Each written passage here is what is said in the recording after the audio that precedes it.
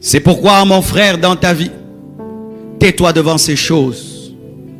Lorsque tu vas vers un chantier et qu'il est inachevé, ne juge pas, ne parle pas. Tu ne sais pas ce qu'il sera. Tu ne connais pas le plan de l'architecte. Et tu peux voir qu'il n'y a qu'un trou. Mais ce n'est pas un trou. C'est un immeuble de 10 étages. Et des fois, les gens que nous rencontrons sont comme des chantiers. Il n'y a qu'un trou. Et tu le regardes, tu le méprises. Alors que dans 10 ans, 20 ans, ce sera un gratte-ciel. Taisez-vous devant la destinée des hommes. Ne parlez pas beaucoup devant la destinée des hommes. Nous que vous voyez là, beaucoup de gens nous ont méprisés. Beaucoup de gens nous ont méprisés, mes frères. Mais aujourd'hui, nous sommes une surprise pour eux. Tais-toi devant une chenille qui est dans son cocon. Quand la chenille entre dans le cocon, elle est atobe.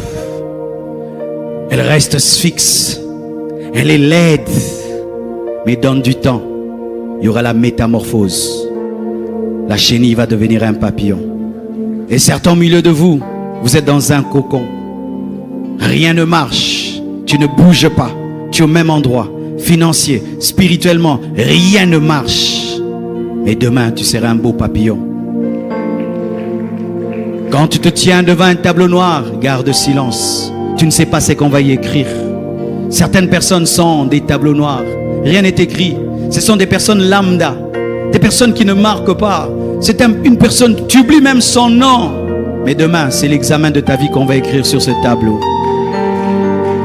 Dieu fera dans sa vie des choses où tu dois aller prier pour dire Dieu, est-ce que c'est toi ou c'est pas toi? Il y a des niveaux où Dieu commence à agir dans ta vie. Même les chrétiens commencent à prier. Est-ce que c'est Dieu ou c'est la magie? C'est un examen que Dieu donne. Cosinus, tangente. Oui, il y a des gens qui deviennent des examens dans la vie. Imagine que l'un de nos frères ici seulement, il reçoit une onction, dans tous les deux il part, il ressuscite les morts. Nous allons aller en prière pour prier Dieu, est-ce que c'est toi? Même les gens qui croient à la puissance vont aller dire Dieu, est-ce que c'est toi? Tu entends partout le part, ressuscite. Les gens ne font que ressusciter. Ils disent seulement, ah! Les gens ressuscitent. Lorsque tu vois un homme et rien n'est écrit, ce n'est pas que le maître n'a pas la craie. Quand tu vois un papier vide, ne te moque pas du papier vide. Tu ne sais pas quelle lettre on va écrire. Peut-être une recommandation présidentielle. Arrêtez de mépriser les hommes. Arrêtez de mépriser les hommes. Ne méprisez jamais un homme. Même les païens disent des fois à leurs filles, on ne se moque pas d'un homme. Même les païens disent ça. On ne se moque pas d'un homme. Parce qu'un homme aujourd'hui, il peut marcher avec des babouches. Mais demain, il devient ministre. C'est pourquoi même sœur, quand tu dis d'un homme qui veut t'épouser, ne l'insulte pas.